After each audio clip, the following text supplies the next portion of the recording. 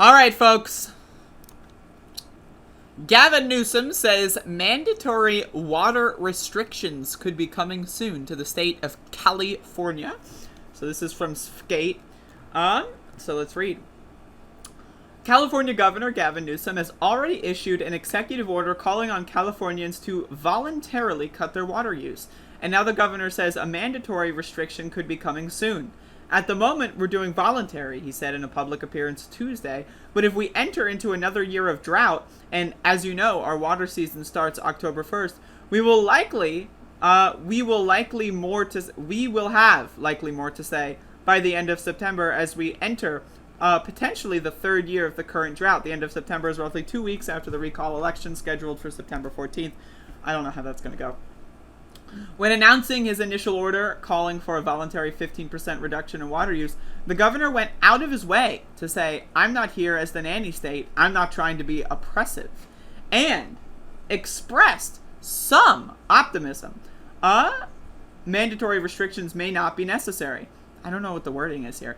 He noted that Californians are using less water now than they did prior to the 2013-2016 drought, which was the last time statewide mandatory restrictions were imposed.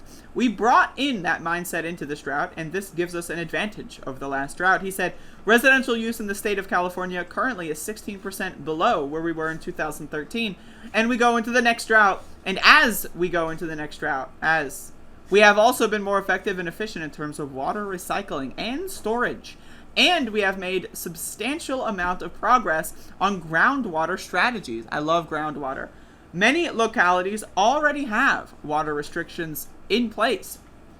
In the previous drought, mandatory restrictions at the state level were first imposed in April 2015 when Governor Jerry Brown signed an executive order mandating a 25% reduction in water use. So this is something that I want to say, I don't live in California. I know some people that do.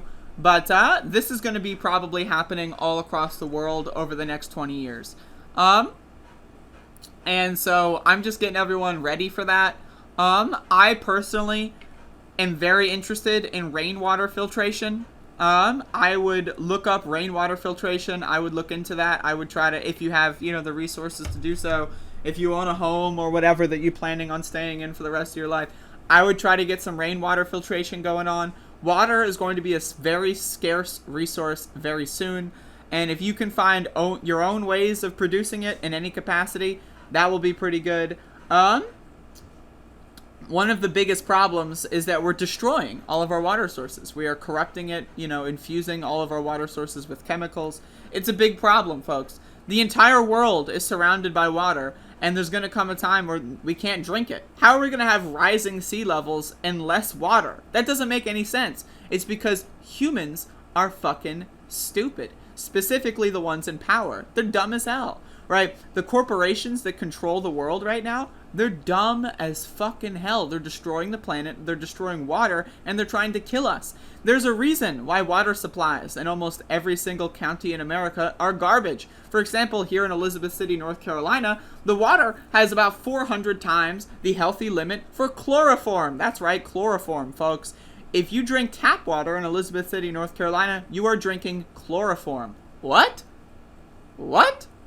What? Does that make any sense to you? Why would you be drinking chloroform? Because the state doesn't care, right? Almost all water supplies have lead in them because our infrastructure is garbage. And look at what Joe Biden and the Democratic Party is doing with this infrastructure bill. They are cleaning out the clean water proposals, and they are limiting the clean water, mandates, because they don't actually want to have this infrastructure bill help people for the most part. They want to increase the quality of life a little bit, but they don't want to go too far in the way of giving people clean water. And this is something that affects your entire body. When you're not drinking clean water, you're not mentally capable. You got brain fog, right? Your body is not, moving in the way that it could be. When you drink a lot of chloroform, it leads to depression. It can lead to, like tumors growing in your brain. This is a very serious problem. When you drink lead, right, that can make you, more violent.